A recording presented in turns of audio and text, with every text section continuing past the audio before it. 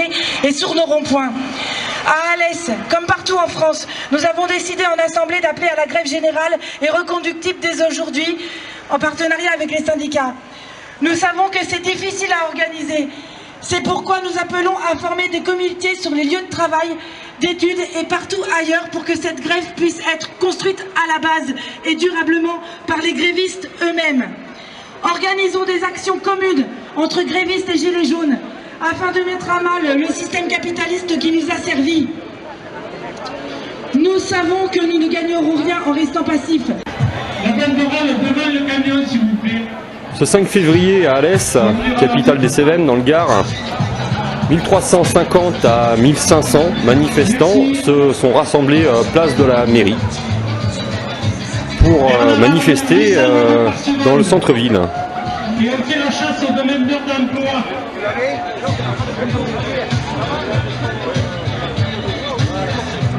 57 milliards de dividendes. Et on ne peut pas augmenter le SMIC. Se foutent de notre gueule. Donc apparemment, on ne prend pas la rue le mercredi, excusez-moi.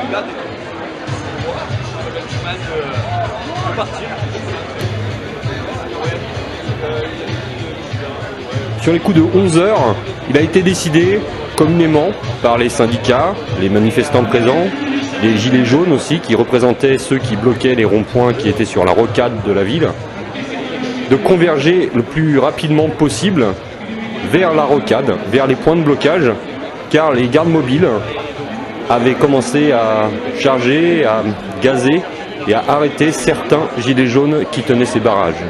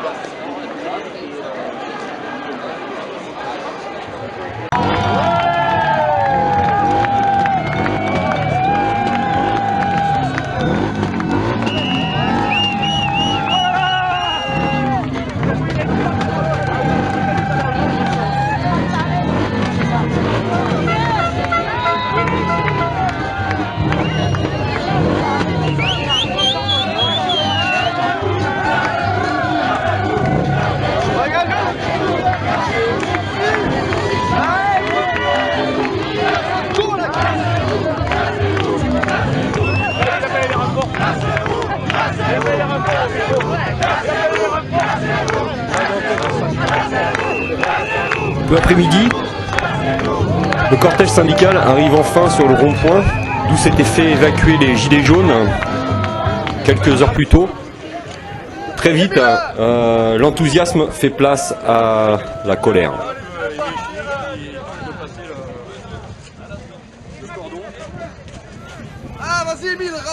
À l'heure où arrive le cortège, il y a déjà eu 2 interpellations parmi les gilets jaunes au cours de la matinée. À la suite de tensions et d'aspersions des manifestants de bombes lacrymogènes, 2 personnes sont blessées, dont une personne d'une 60aine d'années, dont la cheville semblait être cassée d'après les médics qui étaient sur place. Elle a été immédiatement évacuée par les pompiers.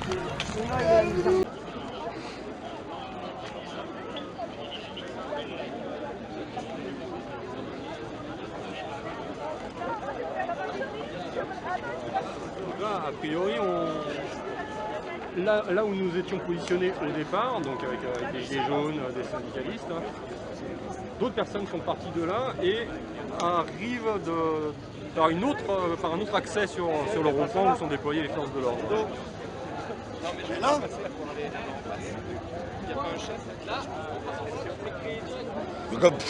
qu'est-ce que ça me fout de deux?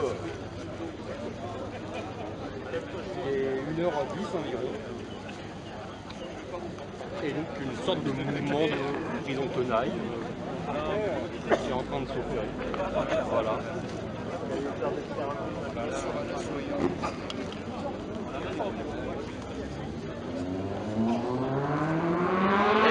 C'est pas quand même beaucoup mieux ça les classes, les gars. Il y a quelqu'un qui disait que c'est ça qui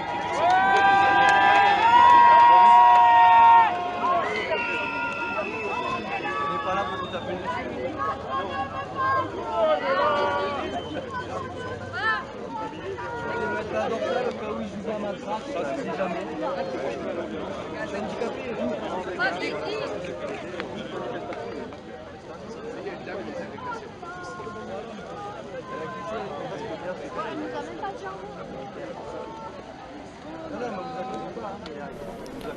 Les gilets jaunes resteront bloqués face aux gardes mobiles jusqu'à 3h, 3h15. Certains tenteront de contourner le premier barrage en tentant d'accéder au rond-point par un autre accès. Ils seront rapidement refoulés par les forces policières en présence. Si ma voiture ne passe pas au contrôle technique, même si je suis à pied à 45 km de montagne. Non, mais même si. Oui, mais il faut bien qu'ils connaissent individuellement de quoi on est.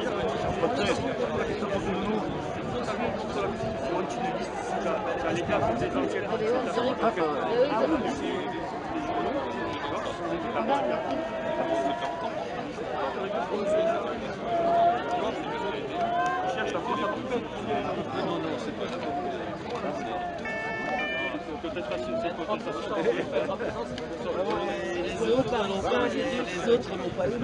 Moi j'ai voté au début. Ah, les chiens. Les charges à moitié, là. Ah bah là, ils sont déterminés, hein, ils ont les services techniques. Eux, ils viennent de gazer. Putain, les chiens gazés. Comme ça, vu qu'il n'y a vraiment pas grand monde qui est équipé contre les gaz. Les gaz Donc voilà, on a été refoulé avec quelques gilets jaunes là et par le plus grand des hasards, on a une vue où on voit le rond-point, où il y a très peu de jaunes et beaucoup de bleus.